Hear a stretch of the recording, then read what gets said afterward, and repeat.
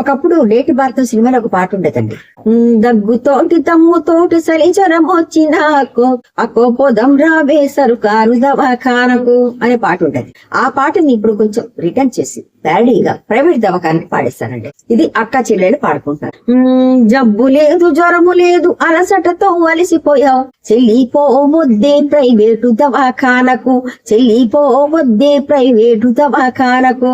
ఆ దగ్గు లేదు దప్పు లేదు చలి జ్వరము అసలు లేదు జలుబు లేదు గిలుబు లేదు నీరసమే ఉంది నీకు చెల్లిపోవద్దే ప్రైవేటు దవాఖానకు చెల్లిపోవద్దే ప్రైవేటు దవాఖానకు.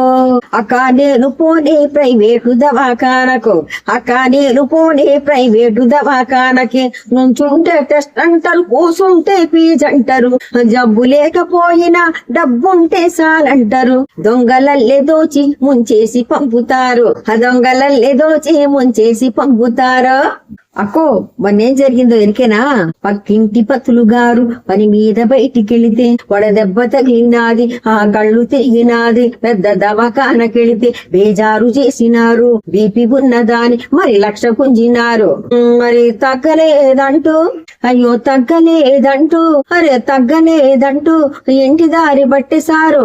నిమ్మరసం తాగగానే అయ్యో ఇంట్లోకి వెళ్ళాక నిమ్మరసం తాగగానే నీరసమే తగ్గిపోయి వద్దు వద్దు తల్లు ప్రైవేటు దవాఖానకి నేను పోను అక్కో ప్రైవేటు దవాఖానకి వద్దు వద్దు చెల్లు ప్రైవేటు దవాఖానకి.